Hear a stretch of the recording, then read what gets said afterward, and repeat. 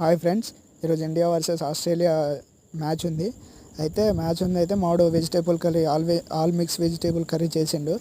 చేస్తే సరే మామ, ఇది మనం చపాతీలు ఉంటే బాగుంటుంది అంటే, సరే చపాతీలు ఎవరు చేస్తారంటే నేను చేస్తా అని చెప్పిన. అయితే చపాతీలు పిండి తీసుకొచ్చాము, కేజీ చపాతీ పిండి తీసుకొచ్చి మంచిగా పిండి మిక్స్ చేసేసి మ్యాచ్ చూసుకుంటా చపాతీలు చేసాము. చూడండి, చపాతీలు చేశాను మంచిగా. చిన్నప్పుడు మా అమ్మ నేర్పించేది ఇలానే. ఎక్కడైనా ఊరికి వెళ్తే చపాతీలు ఏదన్నా వంటకి ఇబ్బంది ఉండొద్దని చిన్నప్పటి నుంచి నేర్పించింది మా అమ్మ. నేర్పించింది ఇలా బ్యాచిలర్ లైఫ్కి ఇలా ఉపయోగపడుతుంది.